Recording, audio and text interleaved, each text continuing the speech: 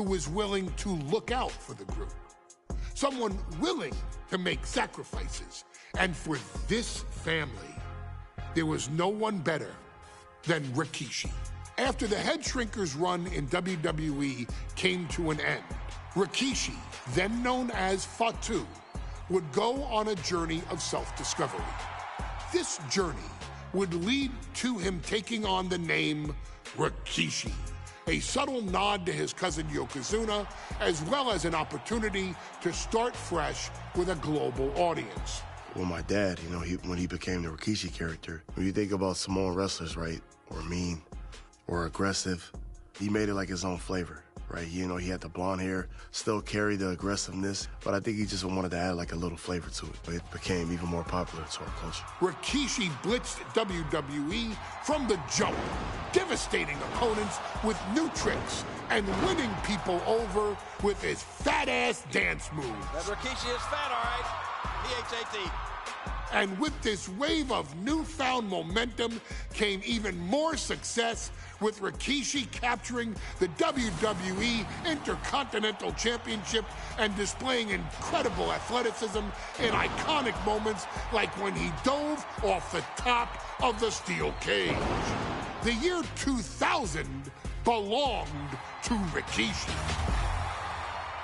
But little did anyone know, Rikishi held a dark secret regarding a decision he'd made not for his own benefit, but for the benefit of the family. It was at the 1999 Survivor Series that Stone Cold Steve Austin was hit by a car in the arena parking lot, forcing him from the main event later that night for the WWE Championship. For nearly a year, all of WWE was consumed with figuring out who was driving that damn car and why Austin was targeted in the first place. The verdict came in. The car was driven by Rikishi. Rikishi would stand strong. Stone Cold Steve Austin. I didn't do it for me. I did it for The Rock. What? Rikishi would lay out a years-long gripe that WWE preferred Steve Austin to The Rock, and so Rikishi had made sure that The Rock's only competition had been removed from the picture. Rikishi sacrificed his own popularity to reach this goal. The Rock thrived while Austin was on the shelf. For Rikishi, the struggle and fall was all worth it. Rikishi knew that he would eventually have to face off with the Texas Rattlesnake to answer for his sins, and he welcomed that meeting with open arms. What Rikishi was unprepared for was for WWE to stack the deck entirely, looking to make Rikishi pay for taking out their golden goose. Stone Cold Steve Austin was allowed to drive his truck directly to the ring and was generally given the freedom to do whatever the hell he wanted in the name of revenge. We are going to make things right.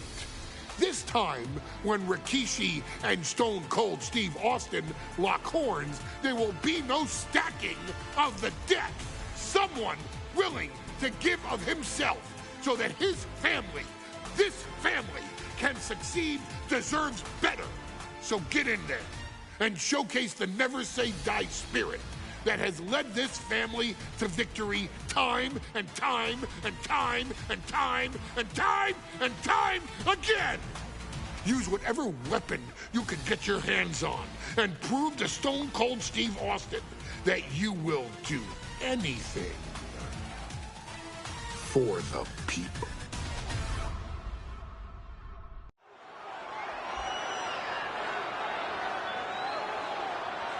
Is it legal to not show up? Rikishi has brutalized Austin lately. Austin will be here, Byron. I just refuse to think anything else.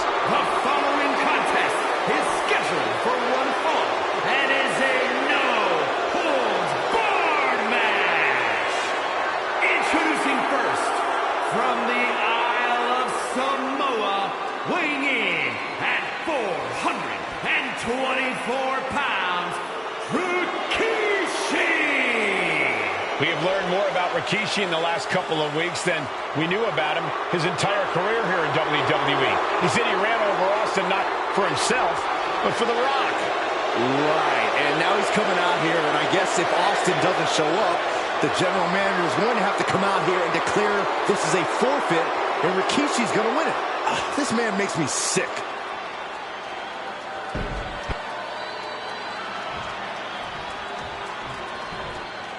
Is he here? Well, there's the Rattlesnakes music. He's here. Austin's here. Stone Cold Steve Austin came here with no fear, no hesitation, just revenge. His opponent, from Victoria, Texas, weighing in at 200.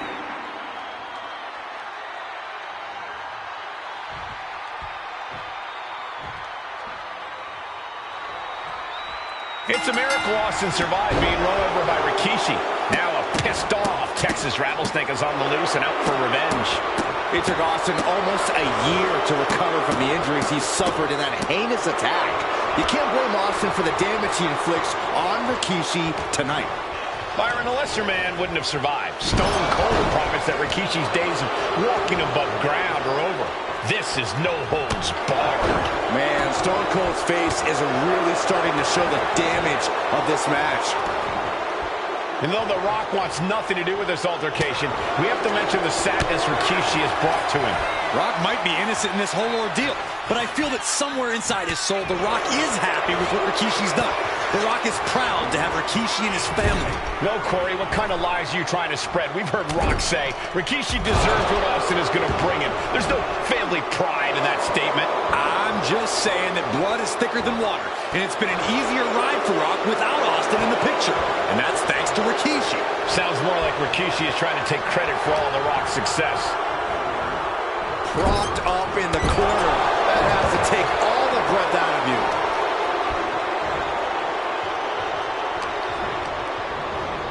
Oh, man. Thrown with such force. The whole ring is rattling. And looking at my monitor, it just makes me sick to my stomach watching Rikishi. This is a man who has no remorse and feels justified for running Austin down like a dog. Look, to be devil's advocate, you've got to look at Rikishi's perspective. He's proud of this Samoan lineage and saw an opportunity to give his people a leg up in the Shark Tank that is WWE. Oh, are you serious, Corey? Rikishi ran over another human being. We're forcing that only put Austin on the show for 10 months instead of his whole life. It's sick that you would even condone what Rikishi did. Don't twist my words, Saxton. I'm not saying I condone Rikishi's actions. I'm just saying I understand them. This conflict is beyond disturbing. Corey, let's go into Rikishi's mind when it comes to defeating Stone Cold. Rikishi has to be prepared to endure an emotional storm like he's never felt before. The big man must recover from that and use his weight to immobilize the rattlesnake, because we know Austin will not stay down. He avoids the contact. And Byron, I just cannot see any legitimate reason to run over Stone Cold like Rikishi did last Survivor Series. I mean, Austin does ruffle the feathers of a lot of people, Michael, but I don't think any of his rivals would go to the disgusting lengths that Rikishi's gone to. Stone Cold in some serious trouble. No one holding Rikishi's family down now, taking out all those years of frustration on Austin here. Looking for the power with a sidewalk slam. Look at this, just went. Way to avoid that. Right across the legs. We talk a lot about Austin being prepared for a fight. Talk about the rattlesnake preparing to make Rikishi a dead man. Well, right now it's Rikishi doing the brawling. Rikishi's disdain for Austin looks greater than even we anticipated. We've talked so much about motives leading into this match. In my view, Rikishi's are delusional. His family have been given equal opportunities, and they all took full advantage of them. Yeah, my blood boils at the propaganda Rikishi's been selling. But I tell you about the most legitimate motive in this story, and that is payback for Stone Cold. Austin nearly had his life taken from him, and there was no greater reason to start the tar out of somebody than that.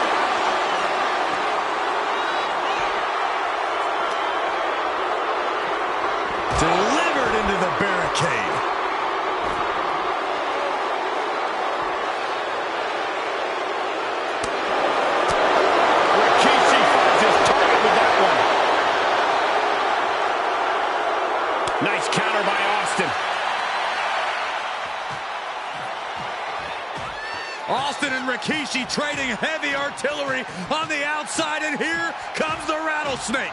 Stone Cold Steve Austin fired up and revenge on his mind. You got to think about how bad Austin has wanted this ever since Survivor Series last year. Been dying to get his hands on Rikishi. All of that venom, all the vitriol inside of Austin being unleashed on Rikishi right now. Remember, this is no holds barred. Anything goes. Austin has Rikishi down. The rattlesnake is red hot. And do you hear this capacity crowd? They want more from Stone Cold. All but he wants to see Rikishi get beaten down like a pile of human filth. Luther's pressed by Austin, and now he's just dropping bombs. No clue what he hopes to find down there. If you're going to grab a kendo stick, you better be prepared to use it.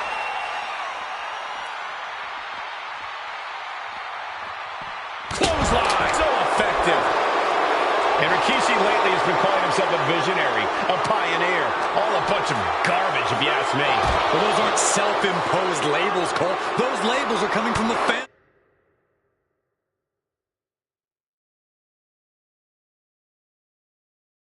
Coming from a group of wrestling legends who are proud of Rikishi for standing up and making a change in this business. A few levels for Rikishi.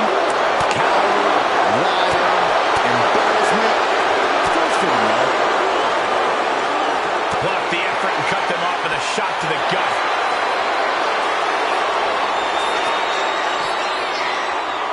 And he gets delivered back into the ring. It could be all over. And the count stopped short of 2. Still going to take a massive effort to keep him down. Austin Stone from Stone Cold. Nobody recovers when Austin hits that. The rattlesnake bites again. Austin gets his payback.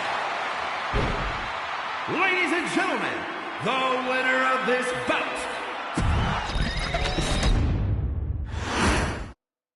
We now know the sick, demented side of Rikishi. Rikishi almost cost Austin his life. Instead, he's here tonight to finish the job. Listen, Rikishi has seen members of his family be skipped over while other superstars skyrocketed to unimaginable heights. Rikishi feels it's The Rock's time, not Austin's. It's been a month of stunning revelations, all leading to the in-ring return of Stone Cold. And Byron, I just cannot see any legitimate reason to run over Stone Cold like Rikishi did last Survivor Series. I mean, Austin does ruffle the feathers of a lot of people, Michael, but I don't think any of his rivals would go to the disgusting lengths that Rikishi's gone to. You got to wonder if there's more animosity in this match than we previously thought. Run out of ringside and back to the mat. What a clothesline! Ouch!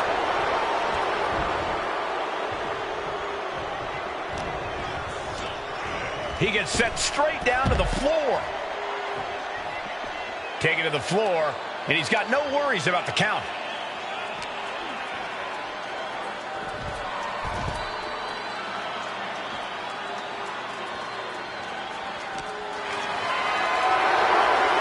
Gets lifted into position. Running power slam! We've talked so much about motives leading into this match. In my view, Rikishi's are delusional. His family have been given equal opportunities, and they all took full advantage of them. Yeah, my blood boils at the propaganda Rikishi's been selling. But I'll tell you about the most legitimate motive in this story, and that is payback for Stone Cold. Austin really had his life taken from him, and there was no greater reason to stomp the tar out of somebody than that. Oh, he's got him here. He's got him up. And sidewalk slam. We talk a lot about Austin being prepared for a fight. Talk about the rattlesnake preparing to make Rikishi a dead man. Well, right now it's Rikishi doing the brawling. Rikishi's disdain for Austin looks greater than even... He left himself wide open. Big mistake. And then shoulders are down. But is it enough? Rikishi gets the shoulder up. I suppose you have to take the shot, but it's still too early to wrap up this one just yet.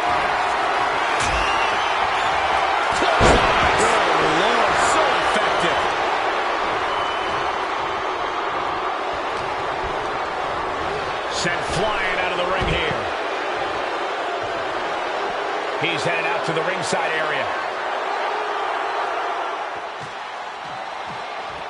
And do you hear this capacity crowd? They want more from Stone Cold. Nobody wants to see Rikishi get beaten down like a pile of human filth.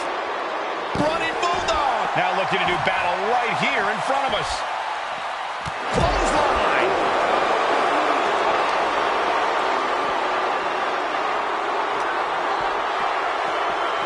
Holy, meet the barricade. Yeah, we know how despicable Rikishi has been, but to throw the finger on Rattlesnake's nest, Rikishi goes and destroys Austin's truck with a sledgehammer. Well, hell hath no fury like a man who has his car tampered with. It's just from the top. You gotta be kidding me. I can't believe what we just saw. I can't believe that didn't miss. Catches a punch. And slides back into the ring. Austin showing no fear, no intimidation.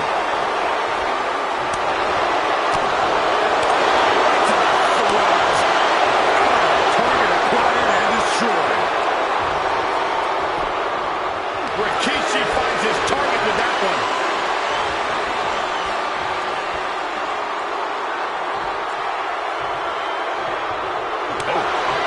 There's been a lot of vitriol coming from fans towards Rikishi these past few weeks, and this Auburn crowd is continuing that pattern of disdain. You think Rikishi cares about the fans, though? No, they truly believe he's done something for his family, for his people. His family's respect is the only respect he's desperate for.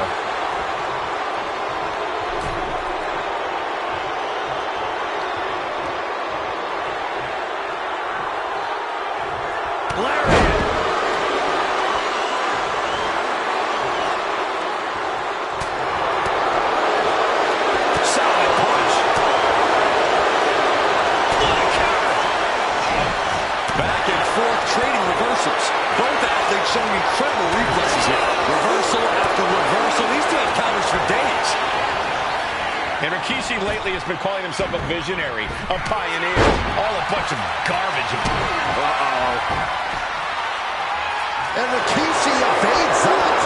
The rattlesnake's being picked apart. No one holding Rikishi's family down now. Taking out all those years of frustration on Austin here.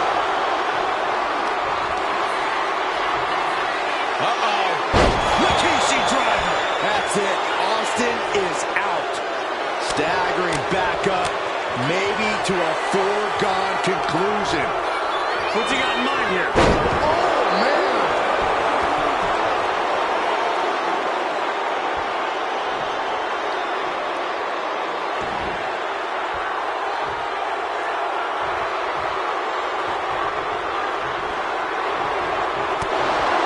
Scary mindset for the rattlesnake. Austin has scattered pictures of Rikishi all over his home.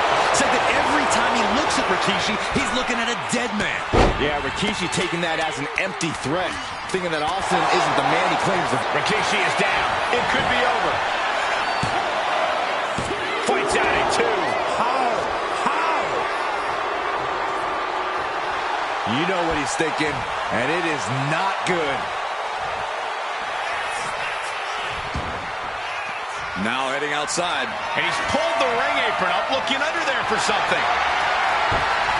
Game on, Garth. We got ourselves a hockey stick. He's making his way to ringside now. Counter. He knew just what to do. Pinpointing the trachea. Austin with a reversal.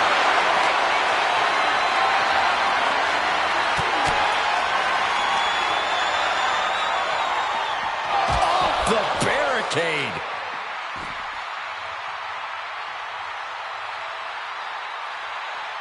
Bang! An unprotected shot to the head. Those could add up. Bonsai truck. And that was just as devastating as a sledgehammer to Austin's truck. Such thunderous impact. Driven into the barricade.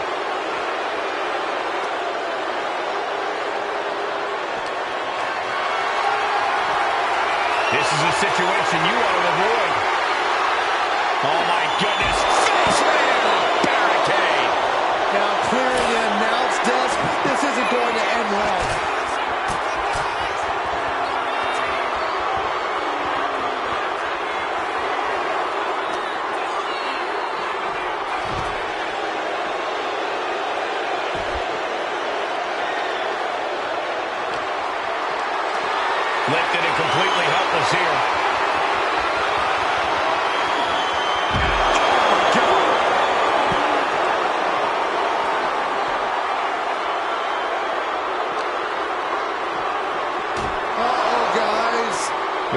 take a step back here. And he has an answer for Rikishi. And he tosses it back in now. And what need is there to go looking under the apron like this? Of all the toys underneath the ring, he just had to go with the one that ensures splinters. Austin getting it. And Rikishi slows Austin down with a thunderous right. Austin's in trouble. And now steel chair. Oh, and Austin, he just averted disaster there. And now Austin going to deliver the punishment with the steel chair.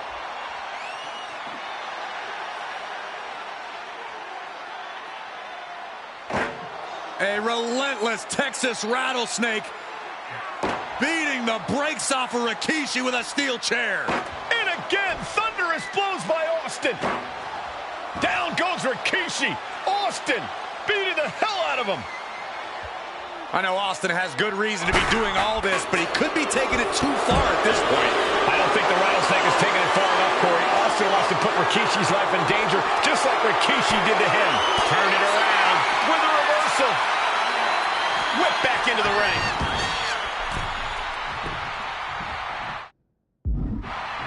Austin having flashbacks to Detroit. Rikishi's about to meet Austin with the stunner. Austin got all of it. A cover. Oh my God, did you see that? Kick out at one. Unbelievable. Kick out at one. Unbelievable. More like inhuman. Austin has put away so many opponents. Rikishi hoisting up his opponent. Rikishi driver. It put Austin down. Unbelievable. And cover now for the match. Two. What a kick out at two. Austin somehow got the shoulder up. Intestinal fortitude on display from Stone Cold. It is unreal that this match is still going on after a maneuver that would end most matches. We knew tonight was not going to be pretty. We knew we would see bedlam. We are seeing Rikishi's evil intentions and Stone Cold's rage collide. Choke slam. This could be it for the 3 count. Rikishi somehow defangs the rattlesnake. Damn it.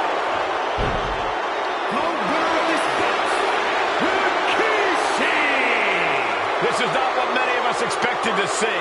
We wanted to see retribution, but Rikishi was too much of a monster for Stone Cold tonight. The vitriol that consumed Rikishi powered him to finish the job and leave a battered Austin in his rear-view mirror.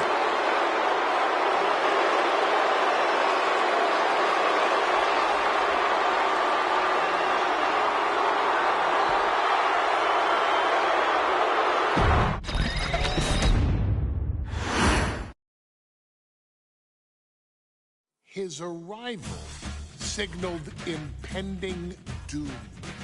His very presence was enough to intimidate even the bravest WWE competitor. His name itself simply meant the end. And if you found yourself standing across the ring from Umaga, you were most certainly coming to the end of your own road. The younger brother of Rikishi, Umaga, was every bit the Samoan bulldozer that his nickname would suggest, mauling opponents with ease, relishing the chaos that he created. A menace to the entire roster, an unrepentant badass, Umaga tortured his prey with high-impact collisions before ultimately sealing their fate with his vaunted Samoan spike, a vicious move used today by Solo Sikoa. Inside the ring, man, he was just a complete monster. Anybody that stood in front of him, he was going to wreck him no matter what he had to do. He was just a crazy, wild Samoan. Outside of the ring, man, just a loving guy to be around. A fun uncle. Always joking, always barbecuing at his house. I always looked up to him. He was just so cool. Perhaps an unheralded aspect of Umaga's game was his mastery of mental warfare. Umaga loved to present a wild, out-of-control savage, one who needed manager Armando Alejandro Estrada to handle all the details while he destroyed opponents. Umaga was the perfect definition of the word aura. A two-time intercontinental heavyweight champion, Umaga established himself as one of the purest forms of dominance to ever set foot in a WWE ring. His intense clashes with Batista, the Heartbreak Kid Shawn Michaels, and Triple H, along with WWE Championship battles against John Cena, still live on in the memories of those who were fortunate enough to watch Umaga perform. And Umaga will live in immortality through every member of this family, whether it's with a huge Samoan drop, a running bulldozer into the corner, a Samoan spike, or even a war cry in the middle of battle. Umaga is forever. I wish he was here. I know he's watching from above.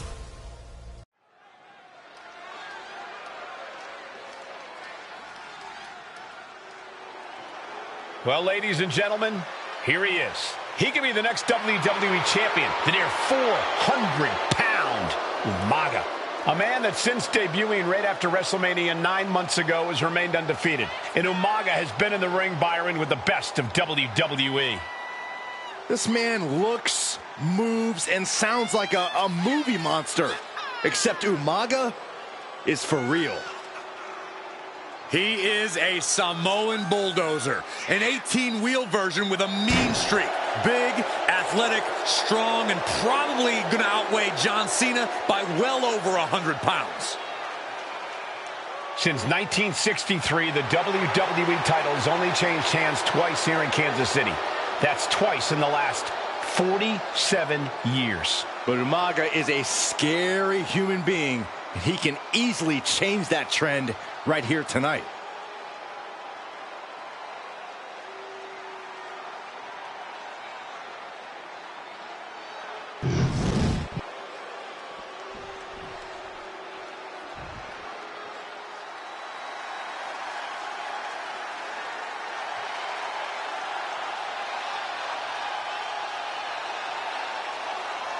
A phenomenal ovation in this arena because the champ is here. John Cena has a gigantic challenge awaiting him in the ring, but Cena doesn't have a reverse gear. Absolutely not. The champ only goes one way, and that's straight at you.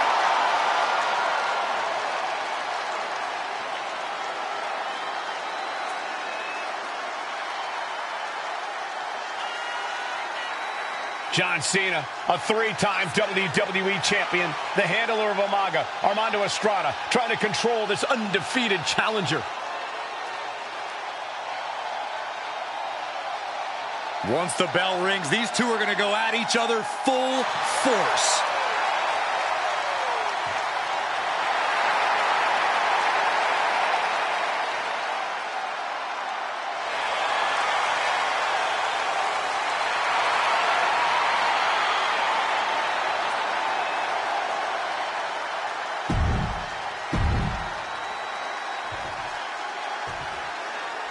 The following contest is scheduled for one fall, and it is for the WWE Championship.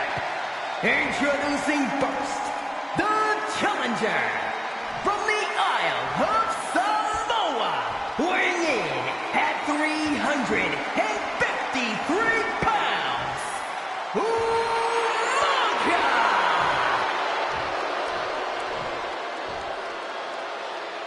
And from West Newbury, Massachusetts, weighing in at 248 pounds, he is the WWE Champion, John Cena!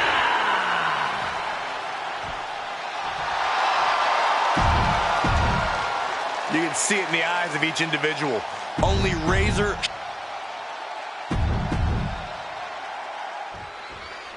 Here we go with the WWE Championship on the line. John Cena versus the Samoan Bulldozer Umaga. Big fight feel here in this building.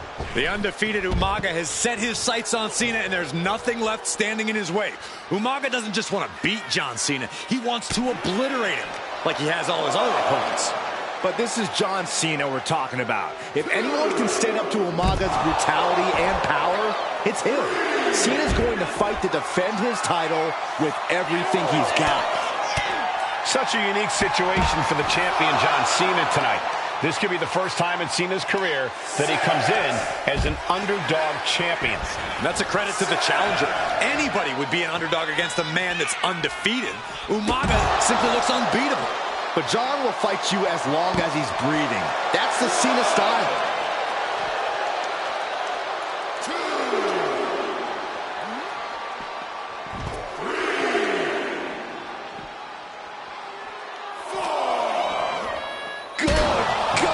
Driven directly into the steel stairs. And you just see Cena's legs bent awkwardly off the steel steps. Umaga really pinpointed a target with that attack. I don't know if it was strategic on the part of Umaga or just a result of his rampage, but either way, taking out Cena's foundation is going to sway the power advantage into Umaga's favor now. Oh, what impact! A rare position for Cena in this fight. We can't often say that John's overpowered in a matchup, but this 360-plus pound Samoan Bulldozer is more than a formidable opponent. Listen, sometimes when there's a fight, you're not always going to be the biggest. You're not always going to be the strongest. And even if that is the case for Cena tonight, John Cena has never met a fight he didn't like. Cena looks like to gain strength from this capacity crowd in Kansas City, but not even that may be enough to stop a rampaging Umaga. Stamina is going to be a key factor in this match tonight. Can Cena weather Umaga's vicious attacks? Can Umaga keep up the offensive pressure as Cena drags this into deep waters? I think you're right, Cole. This might just come down to who has more gas in the tank. Wow. Umaga is truly a specimen to marvel at, Corey. And his handler, Armando Alejandro Estrada, knows he has a thoroughbred on his hands. There's a difference between thoroughbreds and Umaga, though, Cole. Thoroughbreds can be tamed. Umaga cannot. Estrada can only serve as a mouthpiece for Umaga. He can only help direct Umaga's blind brutality. I think even Estrada knows no one can control the Samoan Bulldozer.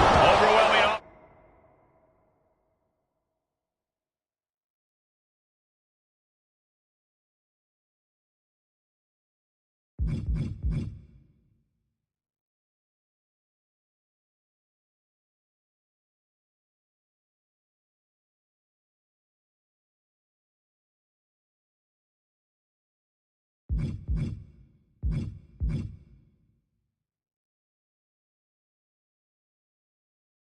That's down from Umaga. Umaga is simply overpowering John Cena right now.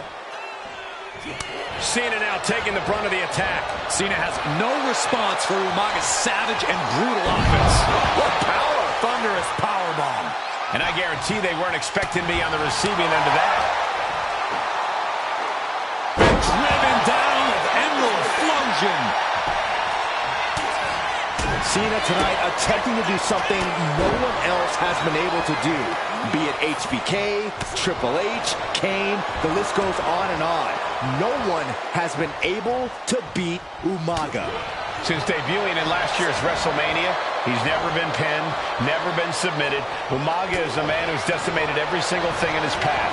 It's not hyperbole.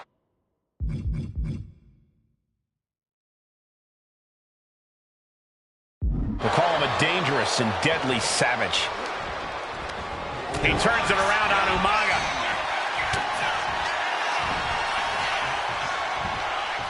Goodness, that was bad. That was a massive suplex. There's core strength, and then there's what we just saw. What is Cena doing on the top rope? John Cena, you can't see me. Ooh. Kick to the gut. Ooh, brutal forearm. Super kick! Gosh. And I could look at Umaga, and he reminds me of Yokozuna, whose unmatched thickness and size is an orthodox offense.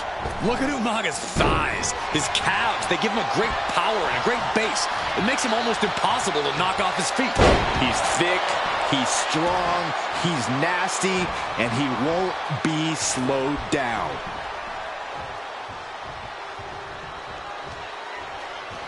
Boom! Good defense from him.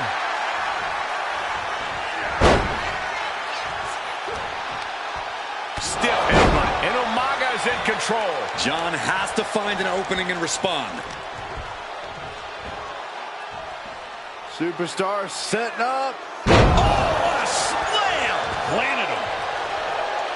And Umaga, of course, coming from a very rich heritage. Some of the greatest athletes in any sport come from the Samoan heritage. Umaga's aggressiveness can be traced back to his bloodline. When you're fighting a Samoan, you are battling a tough, scary human being. Has him in the corner, thinking of the net.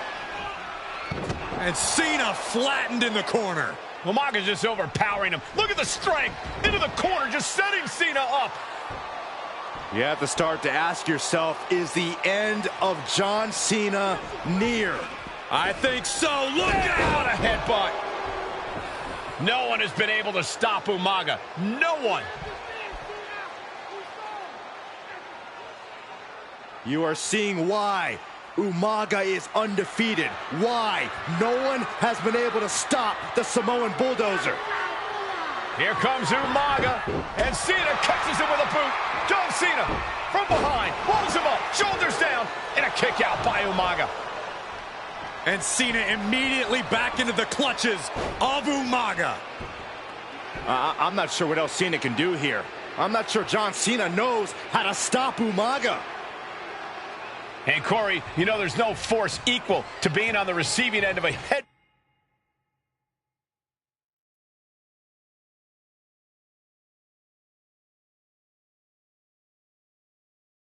But from Umaga. It's in Umaga's DNA. Generations have perfected the art of using their own skull as a weapon that could stop an elephant. Sometimes I look at Umaga and it just scares me. I think he forgets that he's even in a champ.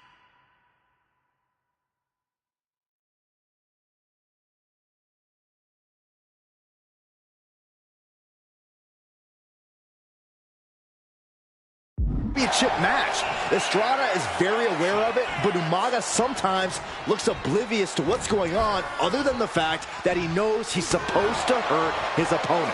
Having no conscience is what has set Umaga apart. If he gets confused and the bloodthirst takes over, that's where Estrada becomes useful by directing Umaga back to the ultimate goal. I think Umaga just doesn't know when to stop attacking. He has no sense of what it means to pull back on the reins, so to speak.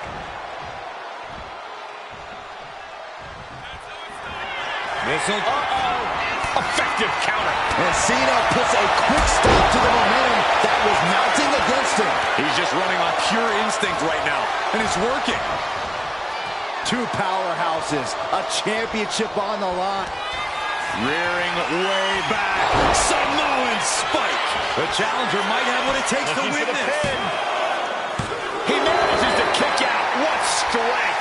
That was a matter of a fraction of a second. And now the Samoan Bulldozer are going to have to dig a little deeper to close this one out.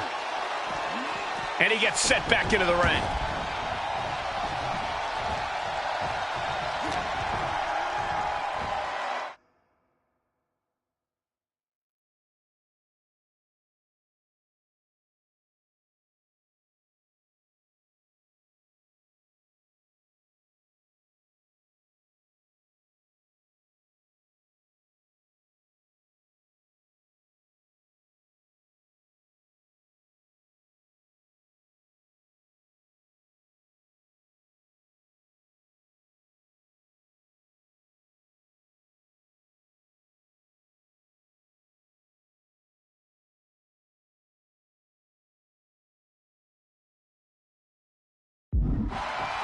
Superstar setting up.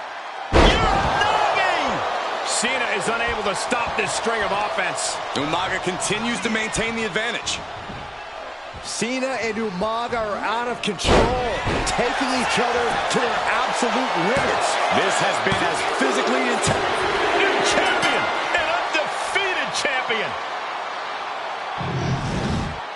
here is your winner, and the new WWE Champion, Umaga! This proves it. Truly no one can withstand Umaga. The Samoan bulldozer has wrecked his way straight to the WWE Championship. Cena's title...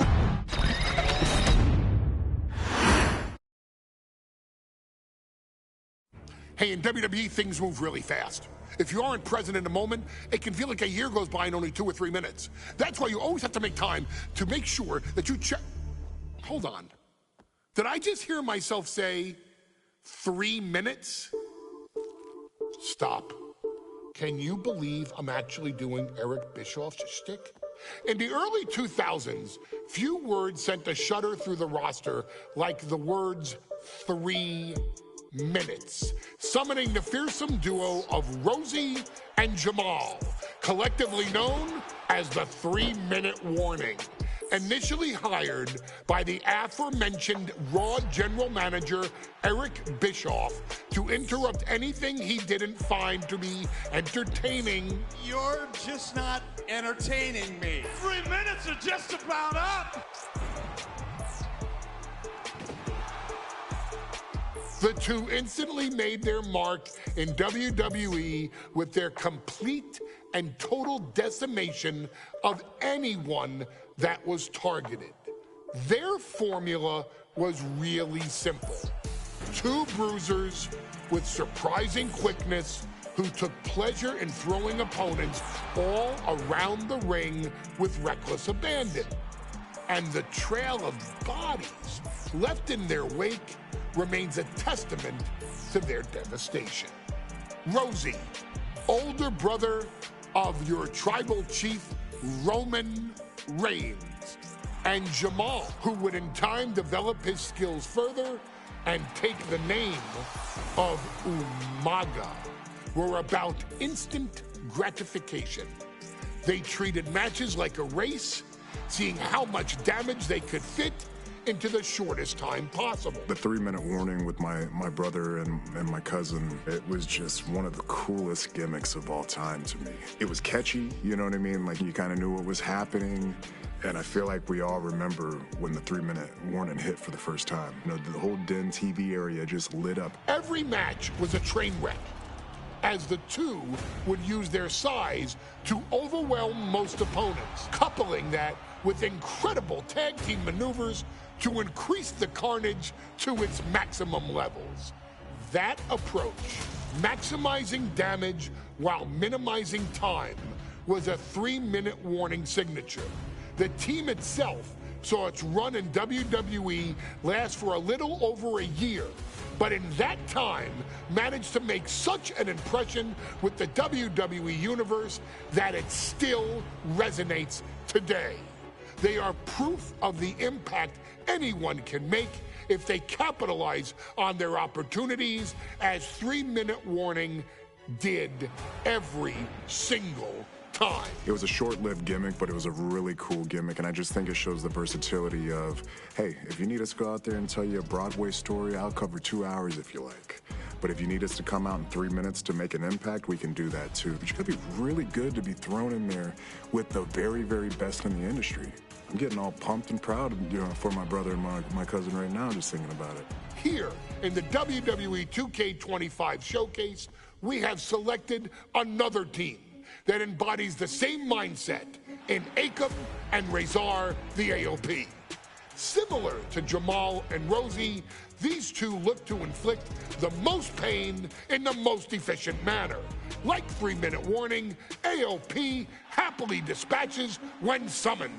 Like 3-minute warning, AOP features 2 Goliaths who will hurl your body from pillar to post before finally bringing it all to a most painful conclusion. It's up to you in this Extreme Rules contest to beat the AOP to the punch and showcase the Wrecking Crew approach that made 3-minute warning the premier bruiser squad in all of WWE. And don't worry, we will give you more than 3 minutes to make that fact perfectly clear. As a matter of fact, take your time and enjoy dishing out the punishment.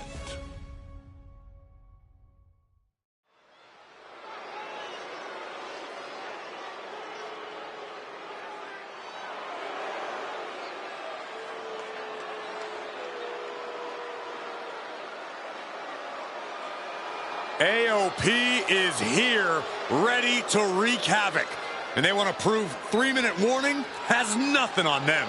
Two roughneck teams ready to use this Extreme Rules stipulation to the fullest.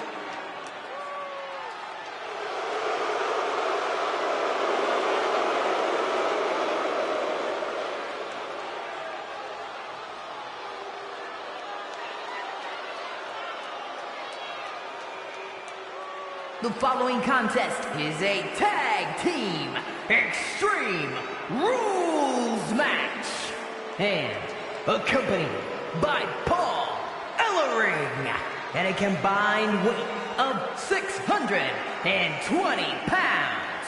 Akon and Razor, the authors of pain. AOP look unintimidated by the task at hand. They are totally prepared for the merciless tandem of 3-minute warning.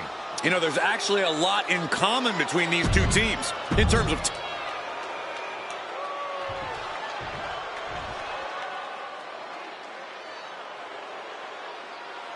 And guys, the authors of pain now have 3 minutes. And a combined weight of 770 pounds. Rosie and Jamal. 3-minute warning. Authors of Pain versus 3-minute warning is a recipe for brutality and ruthless carnage. And that's in a regular match, Cole. This is Extreme Rules. These two hit squads are going to tear each other apart. 3-minute warning made a...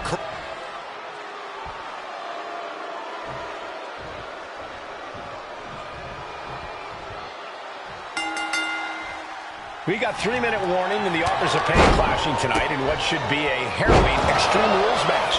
Considering the teams involved, shoulders down, pinning predicament. He's really trying to rush this match.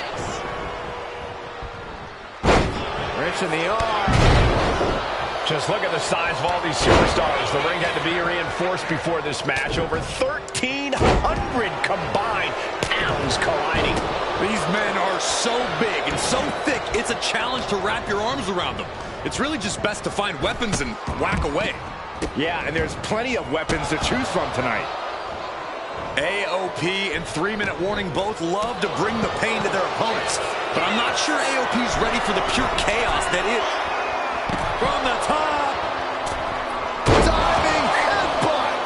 Completely flattened, and that should do it. That has to do it. A big shove. Oh, not to the belly. Big splash. Watch for the hardcore style of 3-minute warning. Both of these men are from the hood, so to speak. Grew up in the streets, brought up to be tough. Rosie and Jamal have a rough tenacity. A duo that couldn't care less about headlocks. They're just all about beating the hell out of you. 3-minute warning's headlock tactics need to be respected. He's doing it. Going for the pin. Stops the ref count before 2. Starting to see the tolls of this match add up. Big time clothesline. Good grief. And he throws the opposition back into the ring. Nice scoop slam. All the way up. Driven down with a sidewalk slam. Hold on. He stops the count. Man, Rosie and Jamal, Akon and Razor representing the biggest, most imposing teams WWE has ever seen. Both teams don't care what the motive is, don't care who the target is. Their goal always remains the same, and that is complete destruction of the opposition. We call them equal opportunity ass kickers. The first few rows should take a couple steps back because no one is safe when you're in the vicinity of these teams. Akam avoids the attack. Big forearm. Oh, look at this. And now gets tossed into the ring.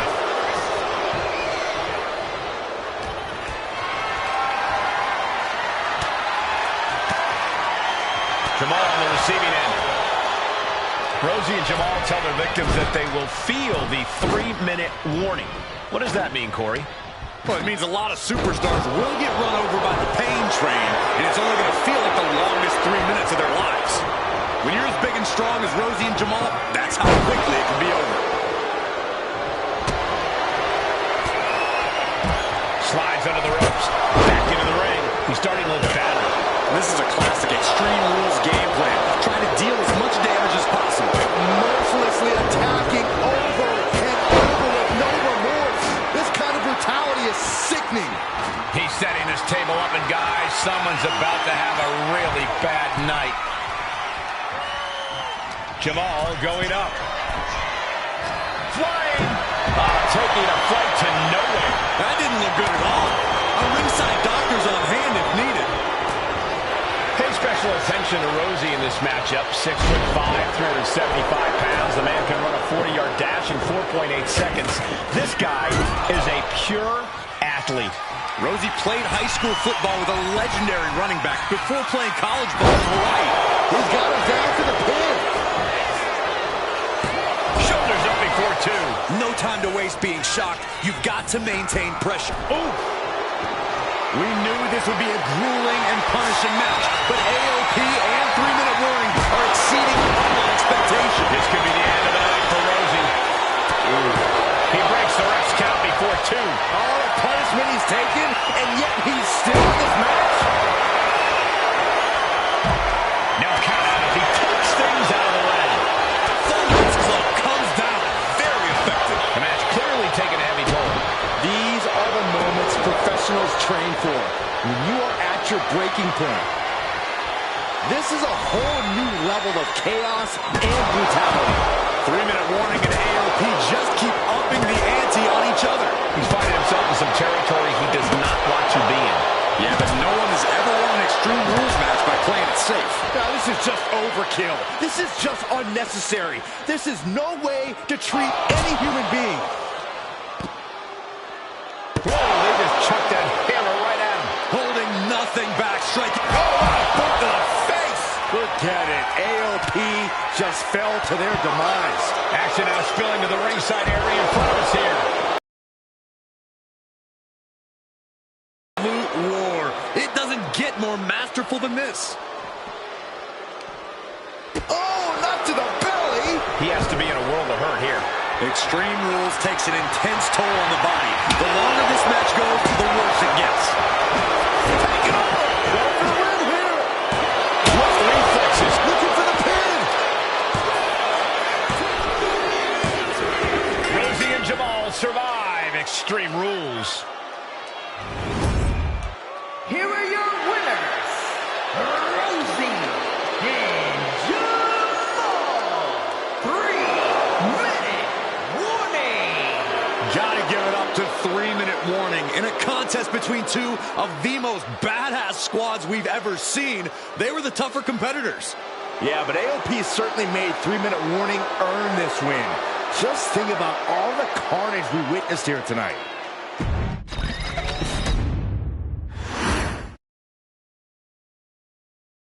We've come to the part of the showcase where we get to talk about Tamina. Ever since walking in WWE, shoulder to shoulder with the Usos, Tamina's alliance with this dynasty has never been in question. I remember watching Monday Night Raw, and I seen Tamina debut with my brothers. It was a pretty cool, dynamic, right? Two of my brothers and Tamina. Together, Tamina and the Usos helped each other navigate through a trial-filled first year in WWE, making sure they all survived together. In later years, Tamina has formed alliances with both Naomi and Nia Jax, honoring this family's connection. While Tamina has looked to create her own name in the industry, she has never missed a chance to acknowledge her place in this family either.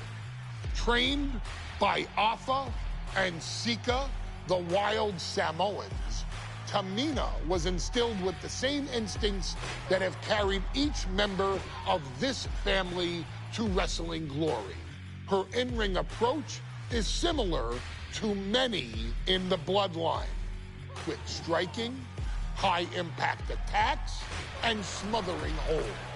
As capable with a super kick or a big splash as anyone else, Tamina has maintained a remarkable level of success in her WWE career.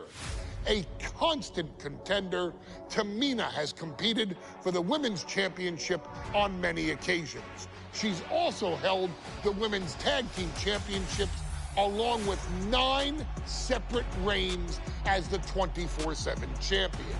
Tamina has proven capable in any environment against any opponent. Tamina is always the perfect test for a rising contender.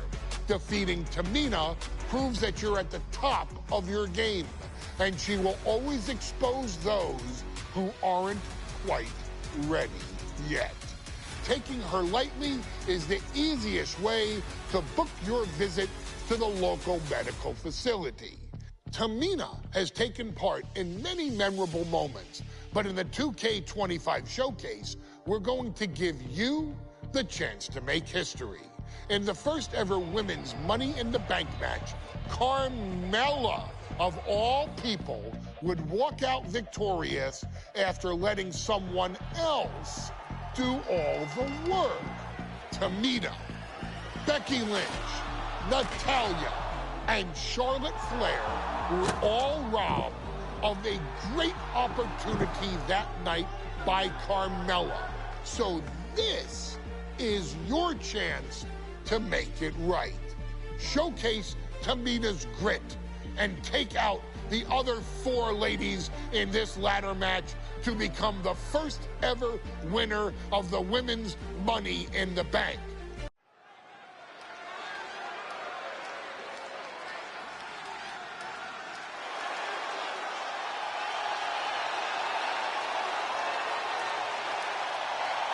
We are making history tonight here in St. Louis, the first ever Women's Money in the Bank ladder match.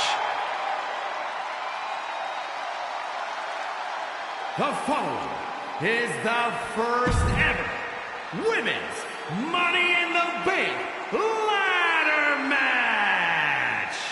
Introducing first, from the Queen City, Charlotte Flair. Charlotte Flair looking to become a Triple Crown champion. Every title, every opportunity she has put in front of herself, she has seized. This is a night...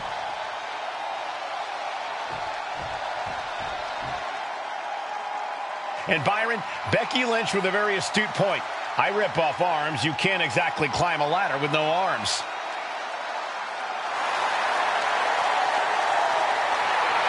Next, from Dublin, Ireland, Becky Lynch. To add to that, Michael, I talked to Becky earlier and I asked, are you nervous? There's a big fight coming. Tamina, perhaps the most dominant superstar in this match. And I guarantee she is not fazed by taking on 4 different opponents in a ladder match. From the Pacific Islands, Tamina.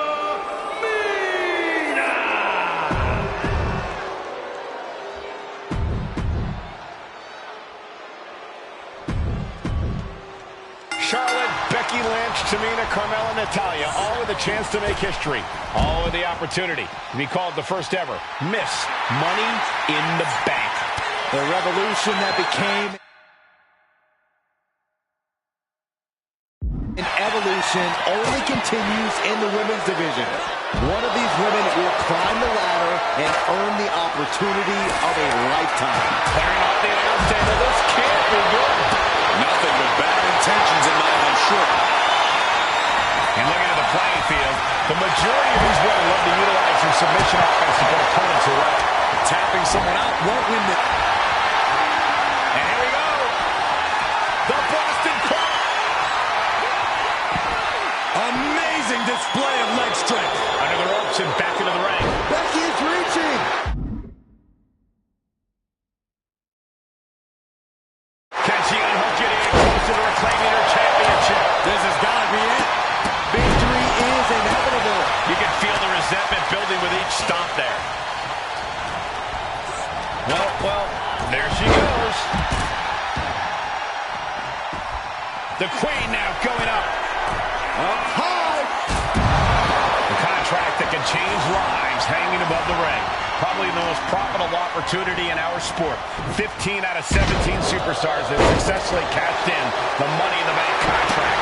A surprise cash-in has only failed once, and the other failed cash-in was alerted to a week in advance. You are almost certain to become the next SmackDown Women's Champion if you grab the contract tonight. Right on point. Take two. This fight seems to be heading in our direction. Be ready to evacuate, gentlemen. Where's the honor in that? Illegal in many sports, but that was used effectively in there. Getting her set up for something in the corner. Oh, quick way to respond with the reversal. Ooh, just bouncing off the turnbuckle. No safe haven in this match. These ladders can be your best friend or your worst enemy. There's no allies in this match. It's everyone for herself.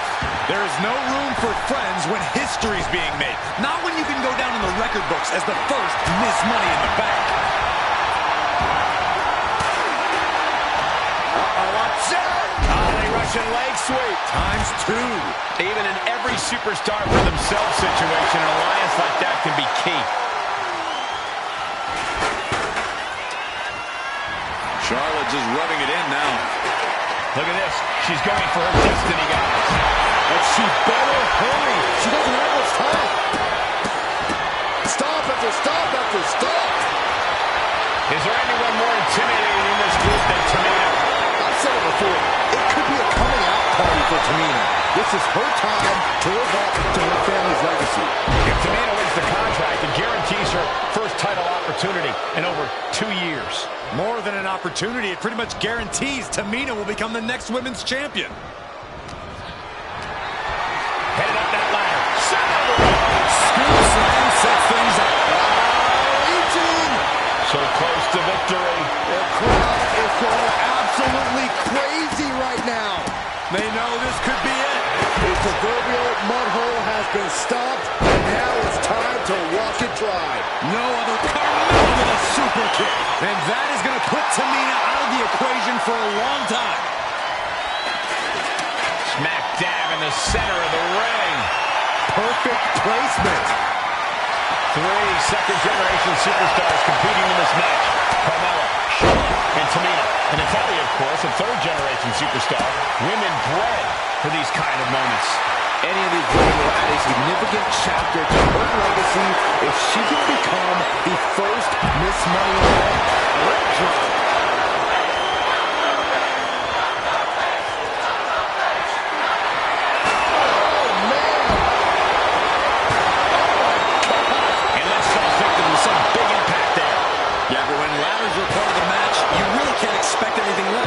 Trying to string together as many hits with that weapon as possible. Letting out every ounce of frustration and rage and then some.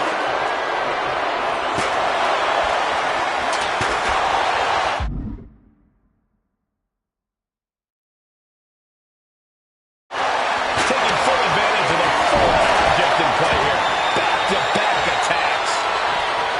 Money in the Bank briefcase still hanging high. This is what it's all about. The opportunity of a lifetime. What are you willing to do? How much can you sacrifice to be the first Miss Money in the Bank? In the corner, has to find a way out of there. She lost some of her stamina at this stage. And all of this pain. And here's Carmella. Carmella's eyes are growing wider now. Is this her chance to climb the ladder and become Ms. Money in the Bank? She's reaching out and trying to unhook it as fast as she can. And she's only taking more damage at this stage. And all of this pain and discomfort will make ascending the ladder very challenging. Trying to grab it. This is a risky play, but could be the only opportunity all match. The prize is within reach.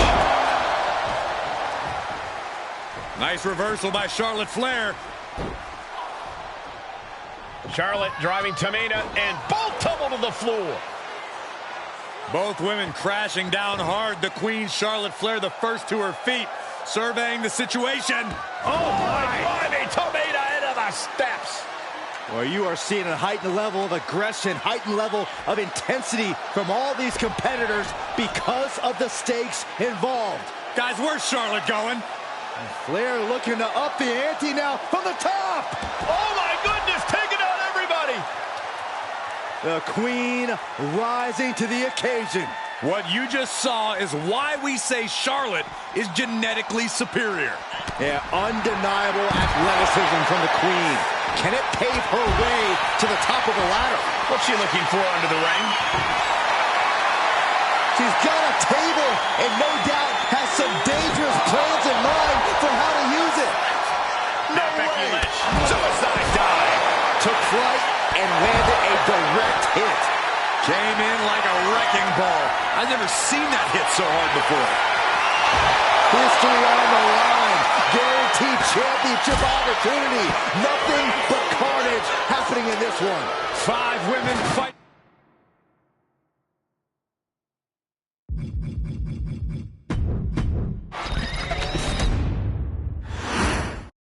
Charlotte, Becky Lynch, Tamina, Carmella, Natalya, all with a chance to make history. All with the opportunity to be called the first ever Miss Money in the Bank. The revolution that became an evolution only continues in the women's division. One of these women will climb the ladder and earn the opportunity of a lifetime. Oh, hard shot right into the post. No safe haven in this match. These ladders can be your best friend or your worst enemy. There's no allies in this match. It's everyone for herself. There is no room for friends when history's being made. Not when you can go down in the record books as the first Ms. Money in the Bank. Tamina heading out. From way up. Off the mark with that one. Oh, the jaw getting rattled. Jumping face buster. Remember, the first woman to climb the ladder and retrieve the briefcase will become the first ever Miss Money in the Bank. No countouts, no disqualifications in this match. Everybody is coming in with a different strategy, but remaining close is the key. Luck is going to play a part, but you'll increase your odds if you stay close to a ladder and close to the briefcase. Is there anyone more intimidating in this group than Tamina? I've said it before. It could be a coming out party for Tamina. This is her time to live up to her family's legacy. If Tamina wins the contract, it guarantees her first title opportunity in over 2 years. More than an opportunity, it pretty much guarantees Tamina will become the next women's champion. She's stretching, but can she do it? I assure you, this is even harder than it looks. Trying not to fumble around too much here.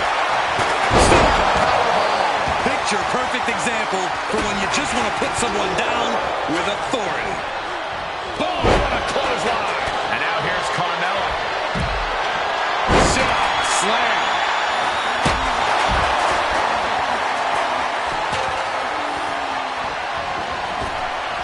She knew how to evade that. And look at the playing field. The majority of these women love to utilize their submission offense to put opponents away.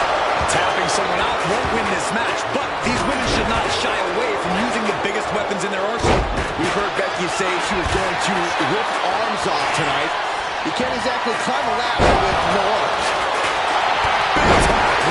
Good grief. And if the first knot doesn't send you the message, the follow-up ones definitely will. And the boat struggling a bit to stay afloat there. Charlotte showing an aggression that won't be contained. She's going up now, going up high. Back into the ring she comes. Taking flight. Climbing up, but is there enough time to go all the way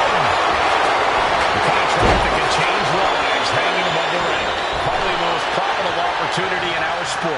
15 out of 17 superstars have successfully cashed in the Money in the Bank contract. A surprise cash-in has only failed once, and the other failed cash-in was alerted to a week in advance. You are almost certain to become the next SmackDown Women's Champion if you grab the contract tonight. Might be a little overzealous going for it here. Too late to stop now, though. Natalya failing to offer any resistance here. Natalya needs to find an opening fast. Up the ladder now. Let's see if this is right for the picking. This is the chance. Could be the only one. Look at that insult to injury with that one. That's going to fire you up with anger. And the announce table's getting a minute over. That's not very feng shui. That definitely says more chaos to me. Failing face buster. Readjusting the furniture. We know how this ends. Cut with that sharp elbow. Drawn forward. She's set the ladder up dead center. Her eyes are on the prize now. Boom, nice. She's on noodle legs, not looking good. Boom, what a clothesline. Taking a moment to get pumped off of this crowd's incredible energy. Face buster. Oh, boom. That's just disrespect right there. I kind of like it. Ooh, that ladder's going to leave a mark. Ladder's dead center and ready to go, guys. Ladder set right in the middle of the ring. Starts to climb, but needs to move quickly. The prize is in sight, but is it in reach? It's just a matter of time now. No room for error on top of the ladder. Just sent crashing to the arena floor. Headed up that ladder. Ceremony. Reaching for the prize. And it looks like that hook is causing a lot of problems up there. Bang! Vicious boot. Natalya got a pretty good cut from that one, too. Oh, good gravy. Thrown into the corner with a little something extra. Mudhole stomping. Tamina not caring that Becky's a fan favorite. The crowd's adulation is meaningless. All that matters is the contract suspended above the ring. Tamina's been showing so much dominance in this match. 3 second-generation superstars competing in this match. Carmella, Charlotte, and Tamina. And Natalya, of course, a third-generation superstar. Women bred for these kind of moments. Any of these women will add a significant... Here's Cody beginning of the end. Tamina landing heavy offense on Charlotte. Very unique escape to fight her way out of the sharpshooter.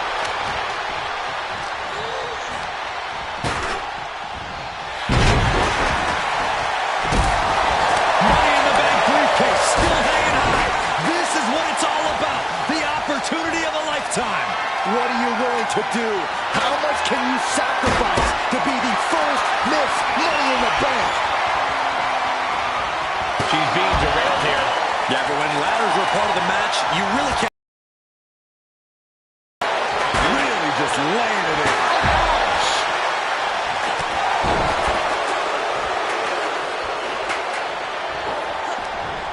Lands a timely reversal.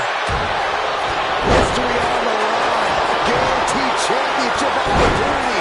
Nothing but carnage happening in this one. 5 women fighting for their key to destiny, willing to go through hell for it. Leg set ringside. She'll take things into the ring.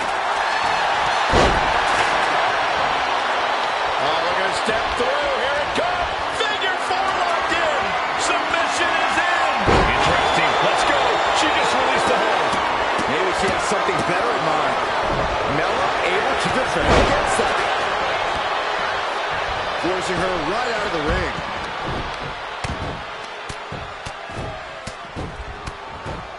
And a slap for the exclamation point. Drops a leg, picking up speed. Deconstructing the knee there. Ooh, just using the steel chair to weaken their opponent.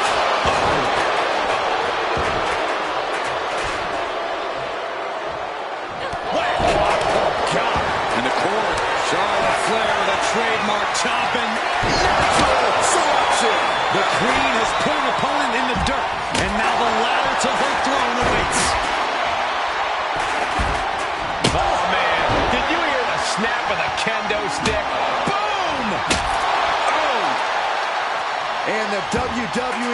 force continues to remain on their feet.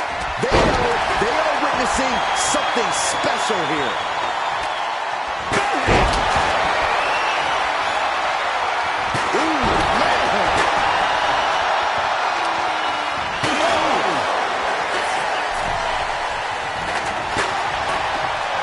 Charlotte Flair looking to cinch in the figure 4 leg lock. Can she bridge through?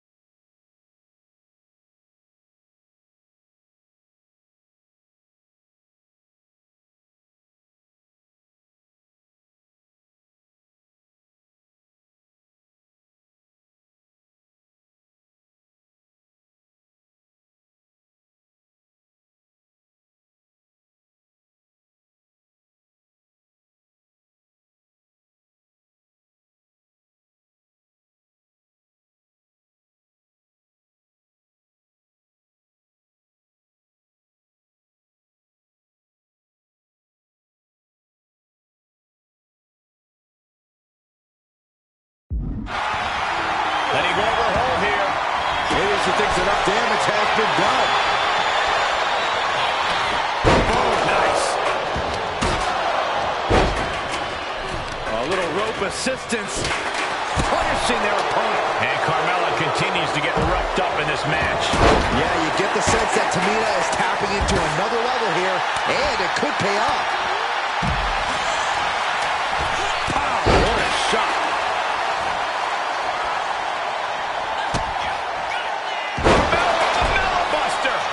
Becky looks lost out there. It could be the end for her soon. Oh, nothing fancy with that boot. And that's some late match offense from Tamina. Yeah, Miller is looking overwhelmed at this point. She needs to create some offense. Everyone watching this is on pins and needles. What a match. A battle for the ages. You can't help but get amped. Guys, they're coming dangerously close here. Super kick. Ouch.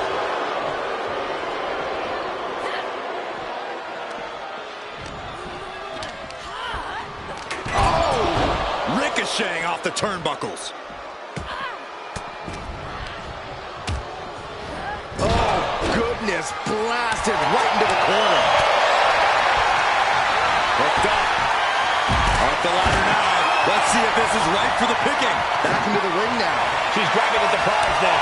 The whole match is literally in the palm of their hands. Becky with history in her hands. St. Louis behind Becky now. Oh my gosh, what impact. Launched right out of the ring. Ladder set right in the middle of the ring. Starts the climb, but needs to move quickly. Trying to reach it. Trying to win. Every second up there is allowing the opposition to recover. Better hurry. Looking to get airborne here. Up high. Cone of silence submission is locked in. Submission maneuver is locked in. And she breaks her own submission hold. We don't see that often. That can either psych out the opponent or come back to bite her. Look out! And completely missed the mark. Reckless and foolhardy. You can't just hurl yourself out of the ring like that without knowing for sure that you're going to connect. It was a terrible landing, but looks like everyone's okay enough to continue. Charlotte clearly not thinking much of her opponent right here. Enough of this. She needs to refocus on the task at hand now.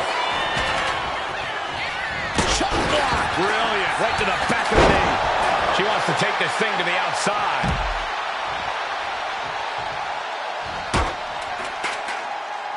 Returning back to the ring.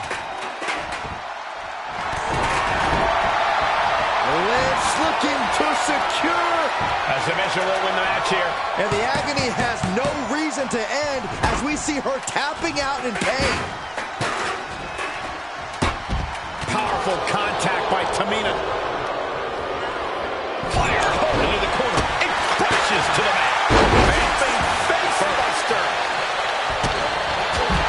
Oh no, she could be caught here. Bad situation for her. She might want to tap here. Maybe her opponent will show her mercy then. Cross arm bars in. No, change of plans. Oh, ouch. She's looking winded after taking so much damage to her midsection. She's got to feel like a fish out of water. This is how you target a body part. Yeah, just hammering away at the torso and ribs. You can't deny that it's working. It's going to take some time, but you got to just keep going. And a disorienting blow to the head there. Looks like she's going to shake it off, but she needs to make sure.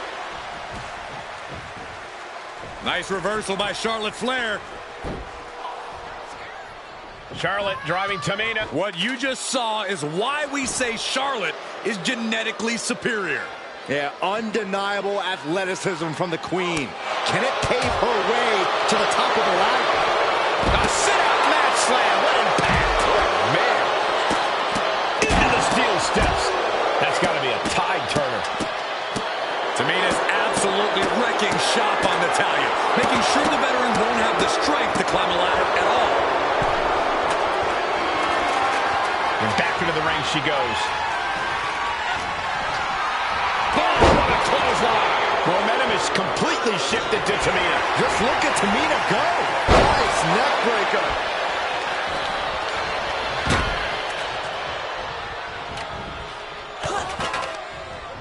And now Tamina sent ringside. She's headed out of the ring. Countouts are not a factor for her.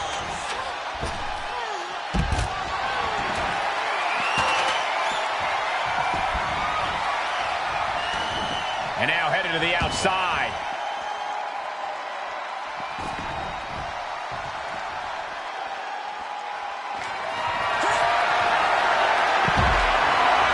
And Carmella with a takedown, looking for the call of silence. And I think this has just turned into something that isn't a match. She's trying to ask for mercy, but not even tapping out can help her.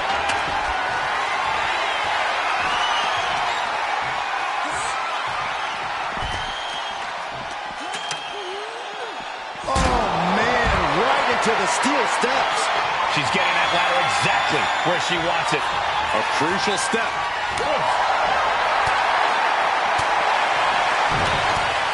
Down with a backbreaker. That'll have you walking funny. Then meanwhile, Charlotte. Nasty chop delivered by Charlotte. Natural selection. Natalya's night could have just ended right there. She might not be in any condition to climb a ladder. She's reaching for it. Maybe this isn't a good position to go for it. That certainly seems to be having trouble. Lynch brings down the briefcase. The first Miss Money in the Bank. Your winner of the Money in the Bank contract and the first ever Miss Money in the Bank, Becky